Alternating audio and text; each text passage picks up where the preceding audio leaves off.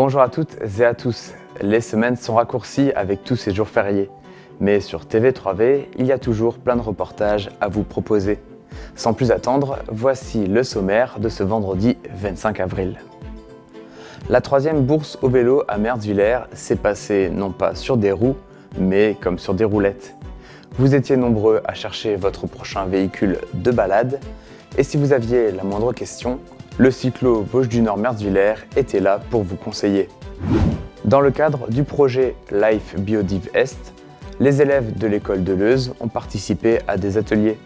Ils ont notamment construit des abris à insectes. Nouvelle exposition Reichhardt à Reichshofen. L'espace cuirassier se pare de tableaux, une 9e édition avec toujours autant d'œuvres variées et colorées. Le lapin de Pâques dissémine des œufs un peu partout. Il en a laissé quelques-uns à Gumbrechtshofen. Les œufs sont cachés, la chasse peut commencer. Un départ symbolique puisque c'est aussi la première manifestation de l'association Dgumbels. 90 enfants participent et récoltent les œufs imprimés.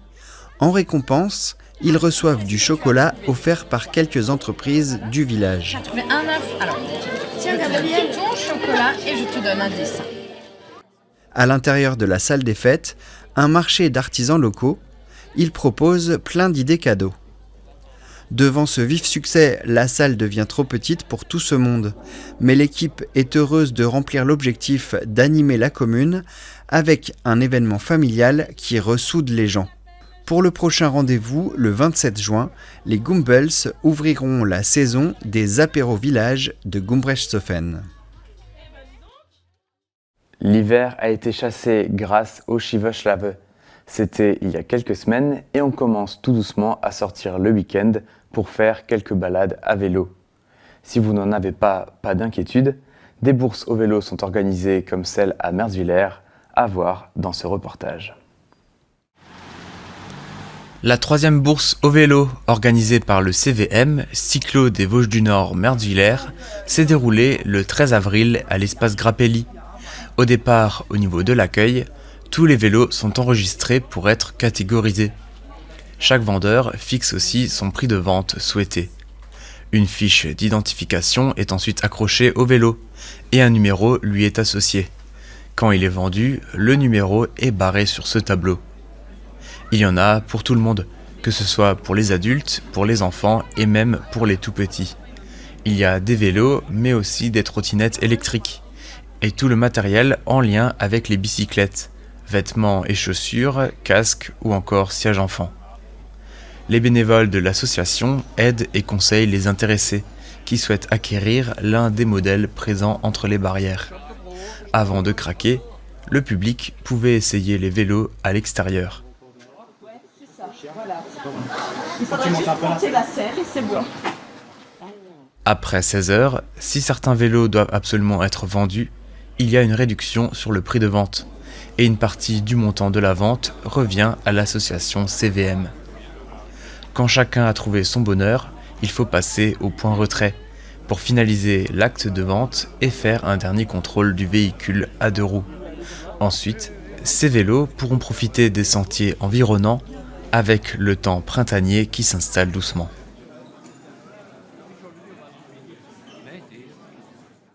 Bien plus qu'un simple jeu vidéo. L'univers de Minecraft se décline avec un film, plusieurs lieux reconstitués et plusieurs associations dans le monde.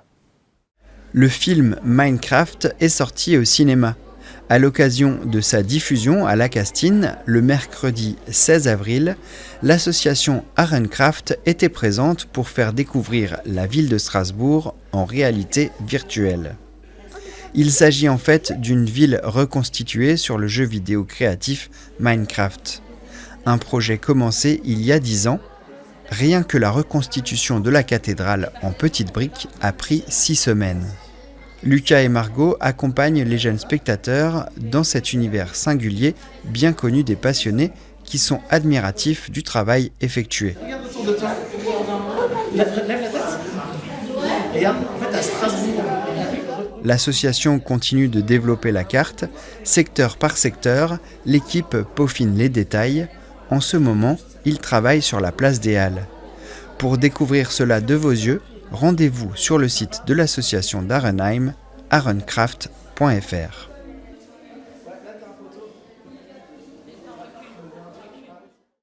Grâce à l'association L'Épivert, les jeunes de l'école de Leuze de Reichshoffen ont choisi de construire des hôtels à insectes. Lors d'une après-midi en extérieur, ils ont retroussé les manches et en même temps, ils ont pu raconter ce qu'ils faisaient à travers un podcast. Quand on ne les connaît pas, ils peuvent faire peur, les petits insectes.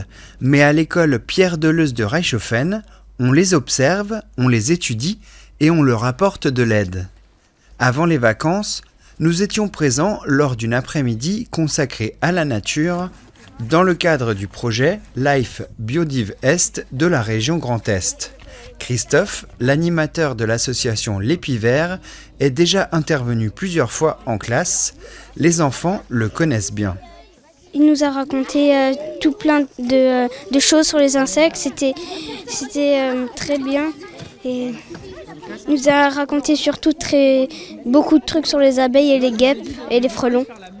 Aujourd'hui, travaux pratiques. Christophe montre aux enfants comment construire des abris. Donc aujourd'hui, j'arrive avec tout un tas de matériel pour aider justement les insectes soit à dormir, soit à se reproduire. Ce sont les élèves qui ont décidé de ce qu'ils allaient réaliser. Ils avaient le choix, ils auraient pu planter des fleurs pour apporter à manger aux insectes ou créer des panneaux explicatifs.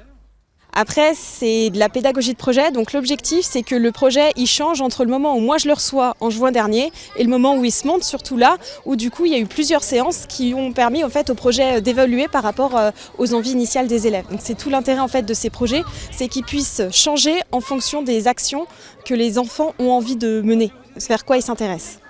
Ce jour-là, les jeunes sont enregistrés pour un podcast par Émilien et Lamine, une manière de mettre en valeur les actions du Life Biodiv Est.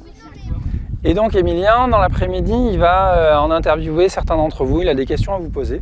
Et vous répondez ce qui vous paraît le plus sensé. Mais revenons à cette action. 3 types d'abris sont construits selon les préférences des espèces, bois percé, bois creux ou nid de paille. On fait une petite maison pour abeilles. On le fait en coupant le bois et en faisant des creux comme ça. Une fois que vous avez fait votre petit ballotin, vous faites un nœud et vous le faites passer au travers. Sur les ateliers, ce qui me plaît, c'est faire des petites maisons pour que les animaux ils continuent à faire des belles choses pour nous. Entre les interviews télé et podcasts, ainsi que la réalisation des abris, les élèves étaient bien occupés. Ces projets Life Biodiv Est peuvent avoir lieu tous les ans dans des classes différentes. Ils sont coordonnés chez nous par l'association régionale pour l'initiation à l'environnement et à la nature en Alsace. L'an prochain, il y aura 42 autres projets, et ce, chaque année jusqu'en 2032.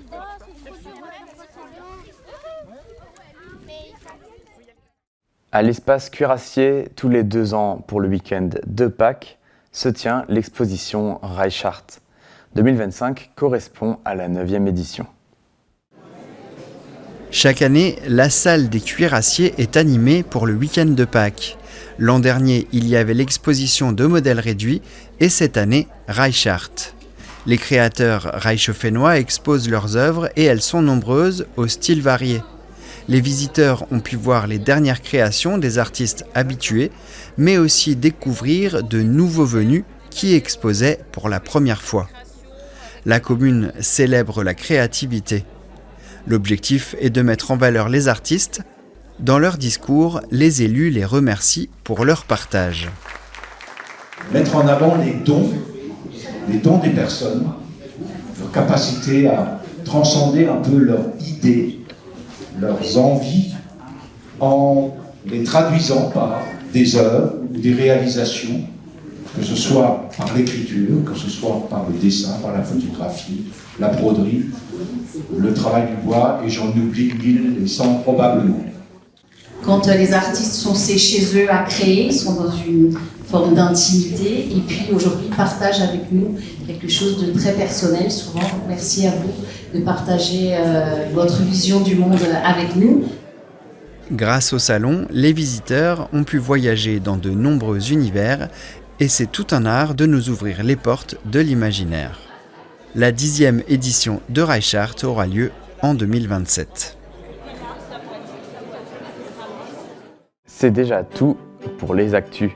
Mais on ne se quitte pas tout de suite, car dans la chronique, Manon nous retrouve dans Wederhelpsgelert.